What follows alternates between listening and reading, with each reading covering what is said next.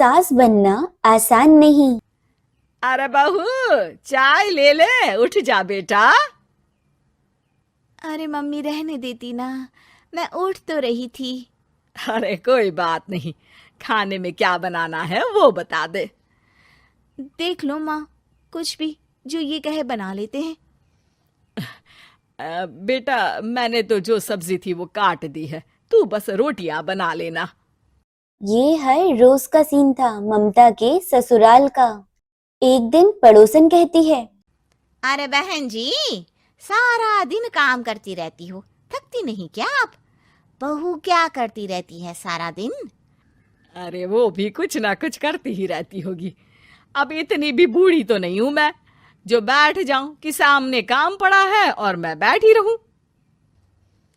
अरे लेकिन बहू की तो आदत खराब हो जाएगी जब सारा काम आप ही कर दोगी। अरे ठीक है ना, कम उम्र में हमारी भी शादी हुई थी। अब आजकल के पढ़ने लिखने वाले बच्चों को सारी जिम्मेदारी लेने में भी तो वक्त लगता है।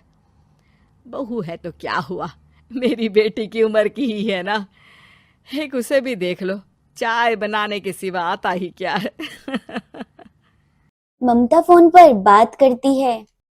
हाँ, मम्मी जी ही ज्यादा काम करती हैं, इसमें कोई दो राय नहीं है। लेकिन मैं भी क्या करूं, ऑफिस और घर के बीच जो वक्त मिलता है उसी में काम कर लेते हैं, है ना? दिन बीत रहे थे। सास बहू के बीच की बॉन्डिंग अच्छी थी, लेकिन बहू जब माँ बनती है तो थोड़ा बहुत जो काम किया करती थी वो भी छोड़ देती है। बहू, ये ले, तेरे लिए बनाया है। इसको खाने से बच्चा और तू दोनों स्वस्थ रहेंगे। ठीक है माँ जी। माँ जी, वो बच्चे के लिए गद्दे जो सूख रहे हैं ना छत पर, जरा ले आइए ना। तभी वहां पति आ जाता है। अरे माँ रुको, मैं ले आता हूँ, तुम मेरा खाना लगा दो। माँ किचन में चली जाती है। पता है, बगल वाली डॉली है ना, वो लोग हमारी साइड के हैं। उसकी सास ने तो उसकी हड्डियों को मजबूत करने वाले लड्डू बनाए हैं। उसे भी बच्चा हुआ है ना। पता नहीं मम्मी जी क्या पानी सा उबाल कर दे देती है, मैं तो बस वही खा लेती हूँ। अरे तो तुम्हारे साइड बनता है तो तुम अपनी माँ से बोल दो, वो बना देंगी। आहा, माँ की तबीयत ठीक नहीं रहती, तुम जानती हो ना, कैसे बनाएंगी वो? अरे क्या हो गया सासू माँ को? कल तक तो फेसबुक में किटी की फोटो डाल रही थी। अच्छा अच्छा, चुप रहिए। डॉली की सास ने मनाया है, तुम लोगों का भी तो फर्ज बनता है। तभी वहां सास आ जाती है। ये ले बहू, गर्म पानी की बोतल। गर्म पानी पीने से पेट अंदर हो जाएगा। नहीं नहीं माँ जी, गर्म पानी पीने से प्यास नहीं बुझती। अरे पी लेना बेटा। वो बगल वाली डॉली को तो जानती है ना, जो तुम लोगों के साइड की है। तेरे साथ ही उसका भी बच्चा हुआ था। बेचारे का कोई ख्याल रखने वाला नहीं, सारा काम करती है और रात में बस एक लड्डू खाकर सो जाती है। पेट तो लटक ही गया है और बच्चा तो कितना कमजोर सा है उसका।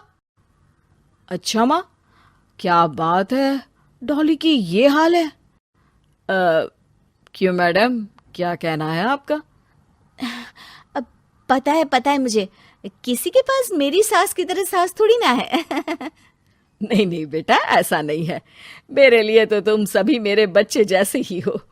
ममता को समझ नहीं आता कि वो सास में कैसे बुराई निकाले, क्योंकि हर कोई उससे उसकी सास की तारीफ ही किया करता था। एक रोज ममता के घर उसकी ननद आती है। अरे भाभी, मुन्नी को तो 6 महीने हो गए, आप अभी भी बेड पर हो। आ गई है आप? कैसी हैं बुआ? बच्चा होने के 6 महीने बाद आई हैं आप। भाभी, अमेरिका दूर है ना, तो वक्त लग जाता है। अब इनकी छुट्टी अभी थी तो सभी आ गए। वैसे माँ कहाँ है? थकी हारी सास बेटी को देखकर खुश हो जाती है। माँ, इस बार तेरा वीजा तैयार है, मेरे साथ चलने को तैयार रहना। हाँ हाँ बेटा, मैं तैयार हूँ। अरे ऐसे कैसे माँ, मैं कैसे मैनेज करूंगी? कैसे मतलब?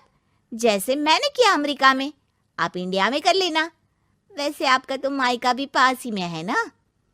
हाँ वो तो है, लेकिन वहाँ माँ के पास वक्त नहीं होता। ईश्वर भक्ति में उनका सारा समय चला जाता है। भाभी, बेटी परेशान हो तो माँ का ध्यान आरती में कैसे लग सकता है? समझ में ही नहीं आता। वैसे भी अब माँ को मैं अपने साथ ले जा रही हूँ। माँ को विदेश घूमने का शौक है ना। ममता मन मारकर चुप हो जाती है, लेकिन मन ही मन सोचती है कि वो सारा काम कैसे मैनेज करेगी। पति का खाना, नाश्ता, मुन्ने को नहलाना और धुलाना और रात भर दूध तैयार करना। माँ तो सारा काम करती थी। हे भगवान, ना भाई ना। क्या हुआ भाभी? क्या सोचकर ना भी ना कर रही हो? अरे कुछ नहीं, बस बच्चे के बाद से ही कमजोरी ज्यादा हो गई है ना, तो अचानक से बड़बड़ाने लगती हूँ मैं। अगले दिन ममता अपनी माँ को फोन करती है। राधे राधे। माँ मैं क्या करूँ, मेरी सास तो अमेरिका जा रही है बेटी के पास। अब घर का सारा काम, बच्चा, सब कैसे मैनेज करूँगी। तू आ जाना माँ कुछ महीनों के लिए मेरे पास। अरे ना ना ममता, मेरे बस की बात नहीं है काम धाम। अरे तू तो जानती है ना, मैंने तो तेरे भाई की शादी भी गरीब गांव की लड़की से इसीलिए ही की थी कि वो चुपचाप घर का सारा काम करे। वैसे भी अब तो आदत भी नहीं रही मेरी काम करने की। ममता को माँ पर बहुत गुस्सा आता है। ठीक है माँ, देख लूंगी मैं, लेकिन मेरी मुसीबत के वक्त आप मेरा साथ नहीं दे रही है। अब भूल जाना मुझे। ममता गुस्से में आकर फोन रख देती है और रोने लगती है, पर बेचारी करे भी क्या। अब सास और ननद मिलकर घर का सारा काम करती। ममता आराम करती, लेकिन अब उसे आराम में भी चिंता होती। और फिर वो दिन भी आ जाता है जब ननद के जाने का दिन आ जाता है। भाभी मैं जा रही हूँ, अपना और मुन्ने का ख्याल रखना। ममता सास को देखती है और गले लगकर रोने लगती है। माँ जल्दी आ जाना। सास मुस्कुराकर कहती है, कहाँ से ममता, मैं कहीं नहीं जा रही। मैंने देखा कि मेरे जाने की बात से ही तू परेशान हो गई थी, इसीलिए मैंने अपना जाना कैंसिल कर दिया है। तू चिंता ना कर, मैं तेरे साथ ही रहूंगी। ममता को अपनी माँ की बात याद आती है कि कैसे उसके बुलाने पर उसकी परेशानी समझने के बजाय वो मना कर देती हैं, और सास बिना कुछ कहे बहू की परेशानी पढ़ लेती है। हाँ माँ, हम सब साथ चलेंगे बाद में दीदी के घर अमेरिका। आज से आप रानी बनकर रहना और मुन्ने को देखना। मैं समझ चुकी हूँ कि मेरा फर्ज क्या है।